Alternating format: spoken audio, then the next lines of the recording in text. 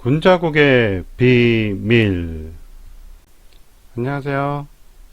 제 강의 여태까지 들으면서 도움이 되셨으면 좋아요 눌러주시고, 그리고 아직 구독 안 하신 분들은 구독도 해주시고요.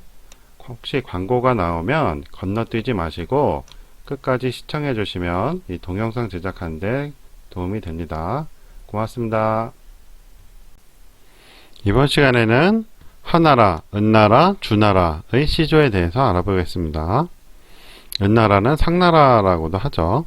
원래 상이었는데 나중에 은으로 바뀌어서 사기에는 은나라라고 나옵니다. 자, 사기 하반기에 하나라 우임금은 제전욱 고향의 손자라 하니 고구려 부경과 조상이 같습니다.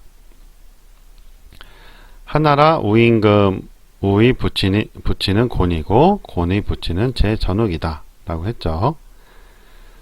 그러니까 보통 우리가 하나라 역사를 중국 역사로 취급을 하는데 고구려와 조상이 같기 때문에 우리 조상 역사라고 할 수가 있는 거예요.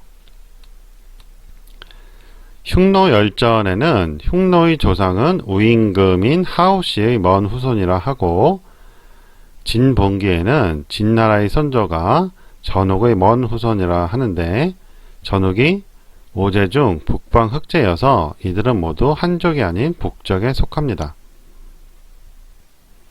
이렇게 나와있죠. 흉노는 그 선조가 하오씨의 먼 후손이다. 또 진의 선조는 제전욱의 먼 후손이다 라고 사기에 나와 있습니다. 전국시대에 초나라가 있었는데 거기에 그 초사라는 기록이 있습니다. 이거는 이제 역사서는 아니고요. 일종의 시 같이 써놓은 거예요. 거기에 리소경이라는 데가 있고 거기에서 전욱의 후손이라고 밝히고 있습니다. 초나라가 전욱의 후손이라는 것이죠. 제 고향의 먼 후손이다 라고 써있어요. 그러니까 초나라도 전국시대 초나라도 한족이 아니다 이 말이에요. 초사굴원부주라는 책이 있습니다. 유성주님이 옮긴 책이네요. 초사라는 것은 굴원의 작품으로 알고 있고요. 이 책 25쪽에 이렇게 써 있어요. 고향, 전욱을 지칭하는 것으로 전욱이 등왕씨의 딸에 장가들어 노동을 낳았으니 이가 초나라의 조상이다. 그 후 초무왕 아들 하가 굴성을 받아 객향을 지냈으니 이가 굴씨의 조상이 되므로 굴원이 자신을 고향의 후손이라고 서두에 밝힌 것이다 라고 돼 있어요. 이러한 기록과 고고학 때문인지 현대 중국학자들도 북방민족의 시조를 전욱 고향과 제국 고신으로 보고 있습니다.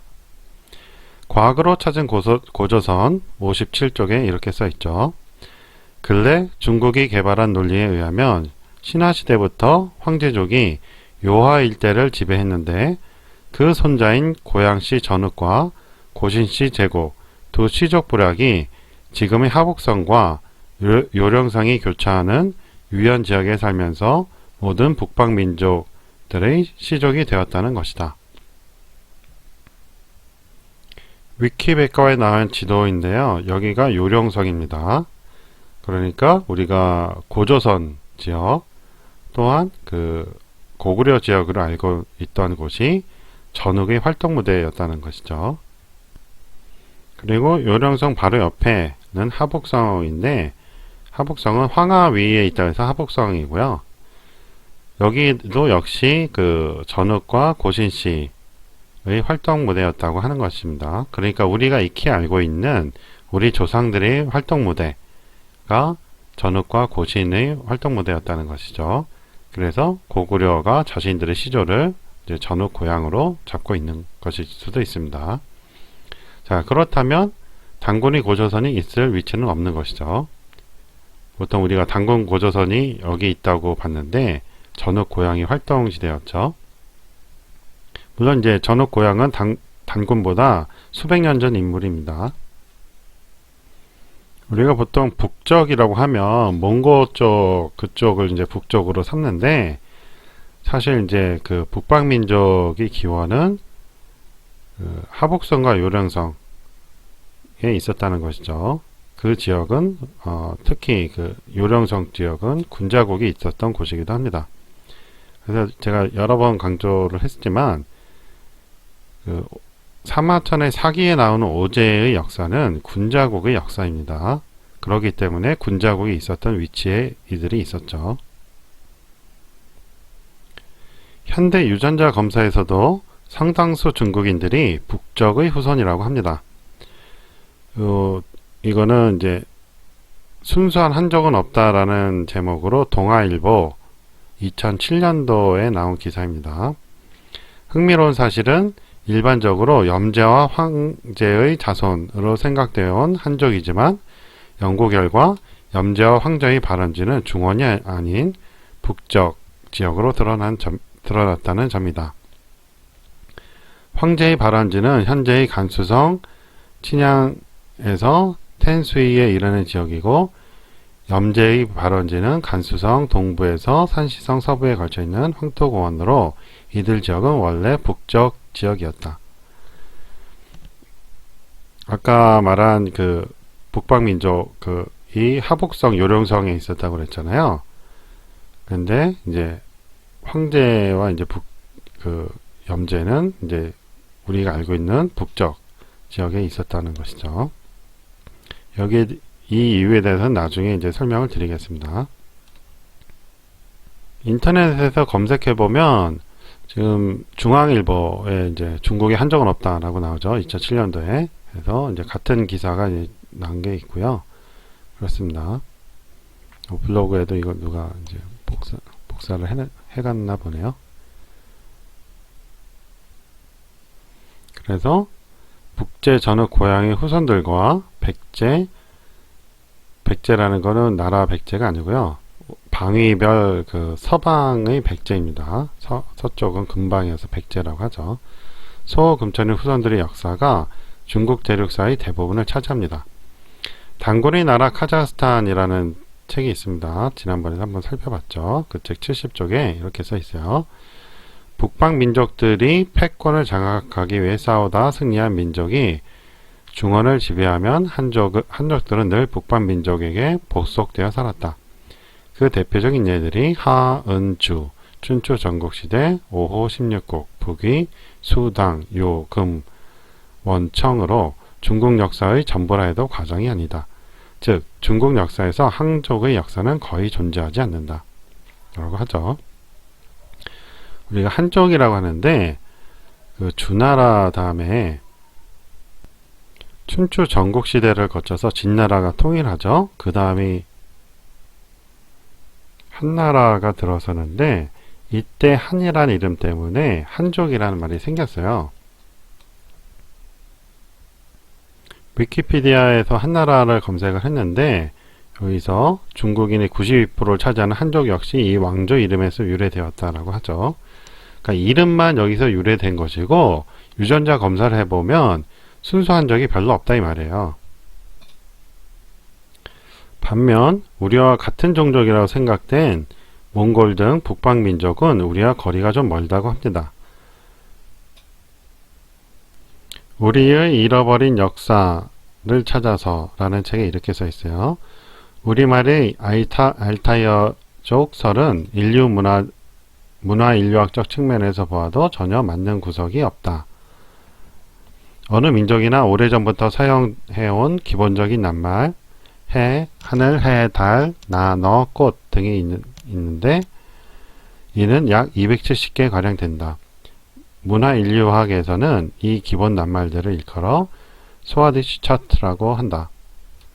이 스와디시 차트에 속하는 낱말들은 시간과 장소에 상관없이 좀처럼 변하는 일이 없다고 했다. 통계에 의하면 1천년 동안 겨우 14% 정도가 변했을 뿐이다. 따라서 우리 민족이 알타이어족인 터키인과 몽골인과 가까운 혈연 관계에 있다면 분명 많은 수의 기본 단어가 같거나 비슷해 하는데 아무리 애를 써도 비슷한 것을 찾을 수 없었다. 우리 잃어버린 역사를 찾아서 30쪽에 이렇게 나옵니다. 같은 책 64에서 66쪽에 걸쳐서 이렇게 나와요. 그 언어에서만 차이가 나는 것이 아니라 여러 기록을 비교한 풍습, 신앙, 장사법 등 여러 가지가 북방민족과 다르다고 합니다. 그래서 이렇게 써있죠. 중국의 고대 문헌에는 우리 민족과 알타이어족이라고 생각되는 북방민족들의 풍습에 대해서 많은 기록이 남아있으나 여기서는 종족의 특징을 잘 나타내준다고 생각되는 신앙, 장사법, 및 언어적 내용만 발췌하여 비교하였다. 여기에 인용된 문헌은 중국 25사서 가운데 사기, 한서, 후한서, 삼국지 등등등이다. 표에서 보는 바와 같이 부여, 고구려, 백제, 신라, 옥저, 예외 등은 신앙, 장사법, 언어 등이 되게 비슷하다. 특히 부모가 죽으면 땅에 묻고 슬피 울었으며 제사를 지내던 풍습도 같다. 그러나 알타이어족이라고 생각되는 북방계의 음루, 숙신, 물길, 말괄과 거란족의 풍습은 우리와는 너무나 달랐던 것이다.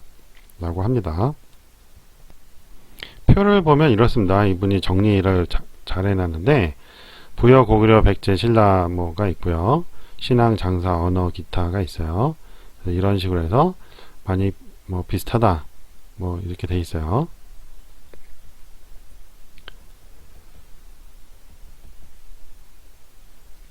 자, 그리고 뭐 옥저도 비슷하고 얘도 비슷하고 일본 민족도 비슷하다고 합니다. 근데 알타이어족하고는 많이 다르다고 그래요. 부여가 같지 않다, 기록 없음 이렇게 나오는데 예를 들어서 장례법 들판에다 장사를 지냅니다. 부모가 봄이나 여름에 좀 그대로 묵고 가을이나 겨울에 죽으면 시신을 사냥감의 미끼로 사용합니다. 슬퍼하거나 우는 법도 없습니다. 사냥감으로 쓴다는 것은 우리 민족한테는 거의 상상하기 어려운 이야기죠. 근데 저는 개인적으로 이게 나쁘다고 생각은 하지 않아요. 이제 모든 생명이 다 순환을 해야 되기 때문에 땅에다 묻는다 해도 다 벌레들이 먹는 거죠. 그거를 또 못 먹게 하려고 그 회반죽 같은 걸로 해가지고 그 거의 밀봉을 해가지고 미라가 되기도 하고 그러잖아요. 수백 년 지나도 그렇게 썩은 모습으로 보이지 않고 이러는데 자연으로 돌아가는 게 좋은 것이죠. 그래서 뭐 이런 식으로 시체를 나무에 매달아 놓는다. 3년 후에 뼈를 줄여 불태워 버린다. 슬퍼하거나 울지 않는다 라고 하죠. 그러니까 이것은 이제 그 자연으로 돌려보내는 방법이에요. 그러니까 저는 이런 게 나쁘다고 보지는 않습니다. 요즘도 뭐 자연장이라고 해서 뭐 화장한 다음에 뭐 흙에다 묻거나 뿌리거나 이런 것들이 있잖아요. 화장하면 공기 뭐 오염만 되는 것이죠. 옛날 방법이 오히려 더 자연적이었다고 보는데 이 방법은 우리 민족이 하던 방법은 아니었다 이 말이에요.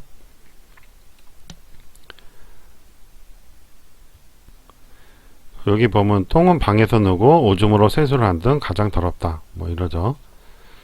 똥을 방에서 누는 거는 뭐 우리도 오강인가 요강인가 그걸로 이제 했었잖아요. 그러니까 뭐 그런 거보다 할 수 있는 거고, 오줌으로 세수를 하는 거는 추운 지방에서는 이런 일이 좀 있다고 그래요. 따뜻한 물이 없으니까 그런 일이 있다고 합니다. 일종의 생존법이죠.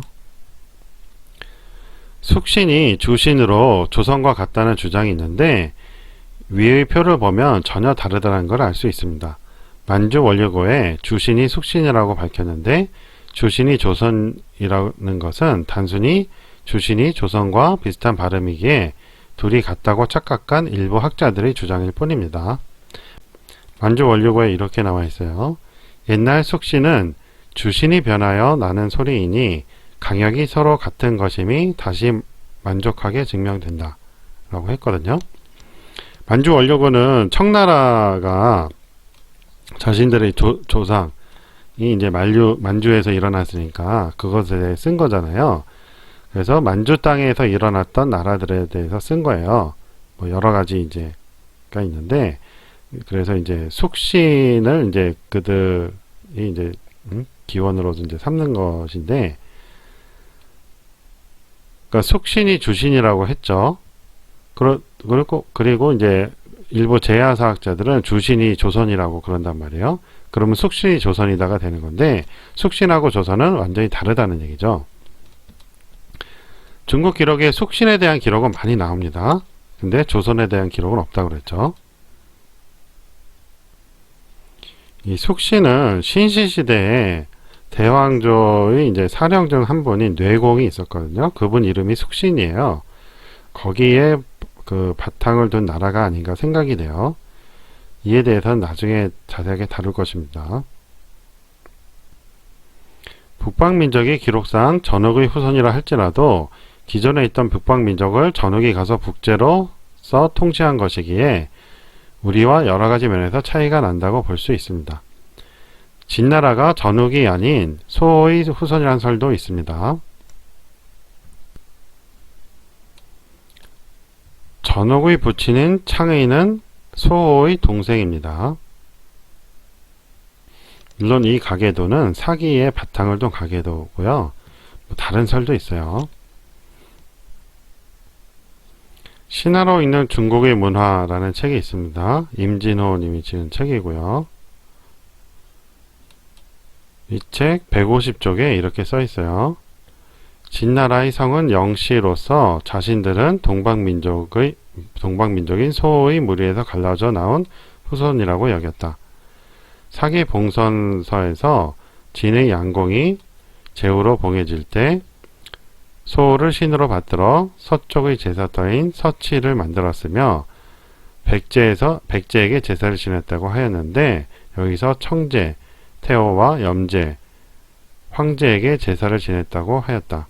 이로부터 소호, 태호, 염제, 황제 등의 지위가 확고하게 굳어지게 되었다. 라고 써 있습니다.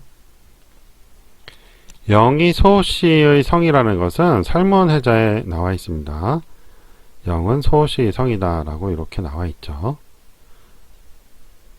또는 사기 등 몇몇 기록에 보면 진시황이 부친인 장영왕을 왕으로 옹립한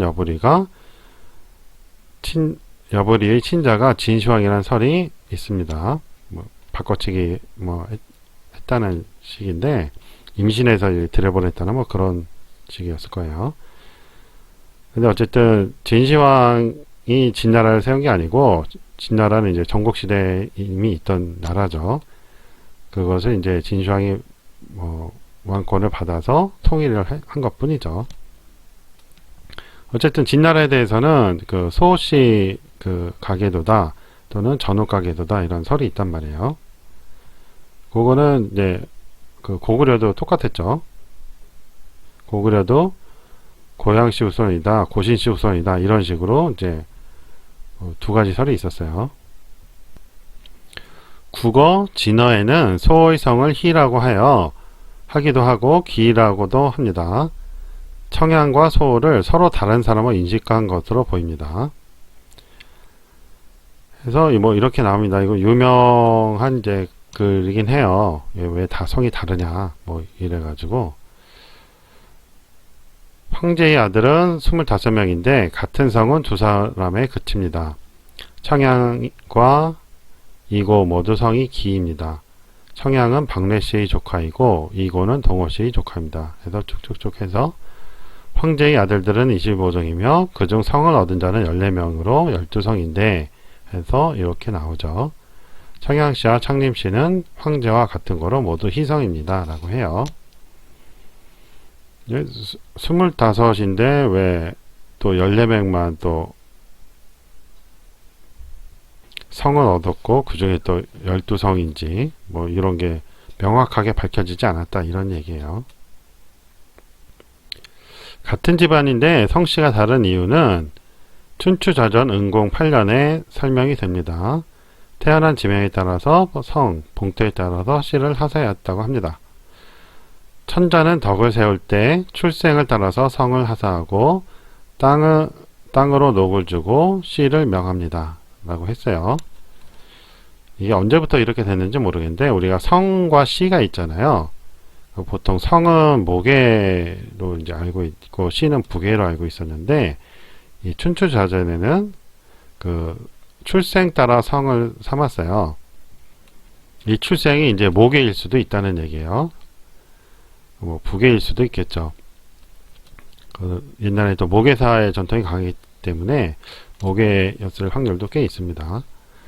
땅으로 녹을 주고 씨를 명합니다. 그러니까 어디에 이제 봉하잖아요. 그러면서 그 땅 지명을 따라서 씨를 이제 했다 이 말이에요. 국어 진호에도 황제와 염제는 각각 희수와 강수에 자라나서 희와 강을 성으로 삼았다고 합니다. 그렇다면 여기서 출생은 부나 모가 아닌 출생 지역이죠. 그렇죠? 국어 진호에 이렇게 나와 있어요. 옛날에 소전은 유교씨를 부인 삼았는데 황제와 염제를 낳았으며 황제는 희수에서 성장하고 염제는 강수에서 성장했다. 자라났을 때 덕이 달랐다. 그러므로 황제는 희를 성으로 삼고 염제는 강을 성으로 삼았다. 그럽니다. 위키백과에 이렇게 써있어요. 강씨는 지금부터 5200년 전 중국의 사망호제의 염제 신용씨가 천수에서 태어나고 이렇게 해서 이제 그러니까 강수에서 자라서 지명인 강을 성으로 삼았다라고 써있거든요. 현존하는 성씨 중에 가장 그 연원이 오래되었다 그래요. 근데 이제 그 염제가 과연 신동씨인가 하는 것엔 좀 의문이 있어요. 너무 오래된 일이라 뭐 밝히기는 어려운데 저는 원래 다른 사람인데 이제 시간이 지나면서 그렇게 한 사람으로 취급됐다고 봅니다. 신화로 읽는 중국의 문화 62쪽에 이렇게 써 있어요. 염제와 황제 두 사람이 결코 같은 어머니나 같은 아버지에게서 태어난 것이 아니며 다만 소전씨 가족의 구성원에 지나지 않는다는 사실을 알 수 있다. 그러니까 이 분은 그 부모가 같은 게 아니고 그 소전씨 가계라고 본 거예요. 황제 모친의 이름은 부보이고 염제 모친의 이름은 등이며 모두 유교씨의 딸들이다. 염제와 황제가 비록 모두 소전씨에게서 출생하였다고 하지만 여기서 소전은 사람의 이름이 아니라 시족의 명칭을 가리키는 것이기 때문에 두 소전씨가 동일한 사람이었다고 확신할 수는 없다 라고 합니다. 사기 음봉기에 은나라 시조 설의 붙이는 제국 고신이라고 합니다. 상나라의 시조인 설이 제순에 의해 상에 봉해져서 상나라이며 마지막 수도가 은이어서 은나라라고도 합니다. 이렇게 나와있죠. 은나라 설은 모친이 간적이라 하여 유용씨의 딸로 제곡의 둘째 부인이다. 제곡은 제곡 고신이죠. 그런데 국어 노상에는 은나라 사람들은 동이족인 순임금에게 체제를 지냈다고 합니다. 상나라 사람들은 제순에게 시조로서 체제를 지냈고 설을 조상 삼았다. 기록이 다른 거예요. 체제라는 것은 제왕이 자기 자신의 시조에게 지내던 제사입니다. 설이 제곡고신의 자식이라면 제순과는 친척 관계인데 체제를 올렸다 하니 사기의 기록이 맞는 것인지 알 수 없습니다. 지금 고구려도 제곡고신이다, 전욱고양이다, 그 설이 두 가지 설이 있다고 그랬죠. 그리고 진나라도 그렇다고 했어요. 그리고 은나라도 역시 그런 거예요. 고대 기록이기 때문에 그게 명확치가 않은데 이게 더 맞지 않을까 하는 생각도 들고 그래요. 시조 제사를 지낸 것이니까. 사기 주봉기에는 주나라 시조 후직 역시 제곡의 자식이라 하니 동의적인 은나라와 조상이 같다. 그러니까 주나라를 우리가 보통 이제 중국 쪽의 시작으로 보는 경우도 있거든요. 은나라까지 이제 동의적이고, 근데 주나라도 역시 이제 은나라와 조상이 같으니까 우리 조상들이 세운 나라다 이거죠. 주나라 후직의 이름은 기이다. 그 어머니는 유태씨의 딸로 강원이다. 강원은 제곡의 정비이다. 원비이다. 제곡 고신이죠. 이와는 달리 산해경 대왕서경에는 주나라의 시조인 후직이 제준의 자식으로 기록되어 있습니다.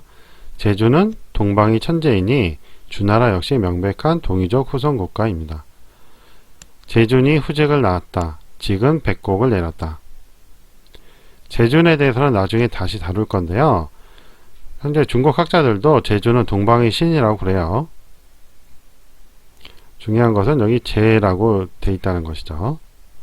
우리 기록에는 제준이 안 나오잖아요. 근데 중국 기록에는 제준이 동방의 신으로 나온단 말이에요. 사람이 아니고 동방의 신으로 나와요. 근데 이 동방의 신, 그러니까 당시 동이족이 모시던 신이 우리 기록엔 없다 이 말이에요. 사기 오제번개의 주나라의 조상이며 요임금의 부친인 제곡은 소금천씨인 현효의 손자라 하니 신라 김씨와 조상이 같습니다. 그러니까 주나라와 신라 김씨가 조상이 같다 이 말이에요. 제곡 고신은 황제의 증손이다. 고신의 부친은 교구이고 교구의 부친은 현효이며 현효의 부친은 황제이다. 주나라가 서희가 된 것은 산동지역에 살던 구의 중 소의 세력이 서쪽으로 이동했기 때문으로 봅니다. 서희에 대해서는 다음의 의견이 있습니다. 신화로 읽는 중국의 문화 54쪽에 이렇게 있어요. 서호가 서방으로 이주하면서 소호가 서방으로 이주하면서 부족은 원래 그들이 살던 동방의 지명을 서방이 그들을 옮겨놨다. 그래서 후대의 전설 가운데 동서방 양쪽에서 모두 이른바 부상, 궁상 등의 지명이 보이는 것이며 이러한 지명들은 모두 소부족의 대이주와 관계가 있다. 그 장안 있잖아요. 시안 그쪽에서 이제 가까운 곳에 태백산이라는 산이 있다고 그래요. 그래서 그쪽이 신실고 환웅천왕이 이제 다스리던 땅이다라고 주장하는 사람들이 꽤 있거든요. 환단고기 연구자 중에 그런 분들이 꽤 있는데 이거와 관련돼서 동이족이 서쪽으로 옮겨가면서 지명을 가져간 거란 말이에요. 그 산동반도의 태산이라고 있죠. 그 태산도 마찬가지로 지명이 옮겨온 거예요. 원래 태백산인데 줄여서 이제 태산이라고 한 거거든요. 그게. 그러니까 태백산은 원래 3위 태백산이죠. 그 하얼빈 쪽에 있었는데 남쪽으로 이주를 하면서 그 산동반도 쪽에서 가장 높은 산인 태산에다 이제 이름을 지은 거예요. 그래서 태산이 다른 이름이 대산이라고 있어요. 대신한다는 이름이거든요. 그리고 또 다시 서쪽으로 이동하면서 명칭을 가져간 거예요. 그러니까 그쪽에 태백산의 명칭이 나오는 건데 지금 명칭이 같다고 그쪽이 신시다 뭐 이런 주장은 말이 안 된다는 얘기죠. 이래서 이제 현대적인 유전자 조사에서도 한족의 개념은 모호하다고 합니다.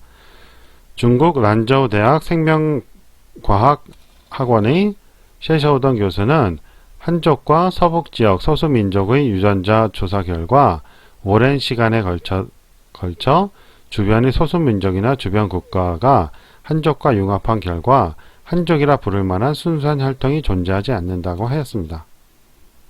아까 언급한 그 동아일보 순수한 한족은 없다. 거기에 나오는 기사예요. 소와 은나라 시조설에 대해서는 다음과 같은 연구도 있습니다.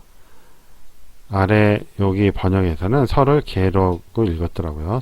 이 한자가 설로도 읽히고 개라고도 읽히거든요. 신화로 읽는 중국의 문화에서는 이런 식으로 써놨어요. 소와 상민족의 시조인 개, 설은 서로 중첩되는 인물로서 후대에 이르러 사가들이 신화 계조로 인하여 제준의 사적을 제곡의 몸에 덮어 씌우게 되었고 이로 인해 개와 지라는 두 개의 서로 다른 명칭이 출현하게 됨으로써 신화 속에서 제곡의 아들로 둔갑하게 되었던 것이다. 제준의 첫 상이가 제곡에게 개가 한 꼴이 되었으며 그녀의 아들 지마저도 제곡의 가족에 편입되어 제준의 남편과 아버지로서의 권위를 빼앗기는 기이한 현상을 초래하게 되었던 것이다. 그러니까 전국시대에 그 군자국이 망하고 나서 이제 자신들이 이제 군자국으로부터 이제 독립했다고 이제 자신들은 이제 중국이라고 하면서 이제 칭지하고 그러잖아요. 그러면서 이제 역사를 막 바꾸게 되는 거예요. 그러면서 이런 뭐 변화가 생겼다 이거죠. 고구려 백제 북연 하나라 은나라 주나라 진나라 북연의 가계를 사기 등을 바탕으로 정리해보면 이렇게 됩니다. 황제가 있고 장남 소호가 있고 차남 창의가 있고 교국 제국 고신으로 가서 장남 소호에서 교국 제국 고신으로 가서 요나라가 생기고 설나라 설의 은나라가 생기고 직의 주나라가 생기고 또 진나라도 이제 갈대가 뭐 있으니까 거기서 이제 이주에서 신라가 생겼다는 설이 있어요. 또는 돌궐이 있고 거기서 김일제가 나오고 신라가 생겼다는 설도 있습니다. 여러 설이 있어서 뭐 어떤 게 확실한지는 알 수가 없어요. 그리고 창의에서 고향이 생기고 이런 가계도를 거쳐서 고수를 거쳐서 제순에 오죠. 그리고 제순을 이제 시조로 삼는 은나라가 생기는 것이죠. 두 가지 설이 있단 말이에요. 여기도 은나라도. 그리고 고향에서 곤이 나오고 오후에 하나라 나오고 거기서 이제 흉노가 되는 거죠. 그리고 여기서 고향에게서 이제 진나라가 나왔다는 설이 있고 뭐 소호 쪽에서 진나라가 나왔다는 설이 있고 그렇습니다. 고향에게서 고구려 백제가 이제 나오고요. 그 북연이 나오는 것이죠.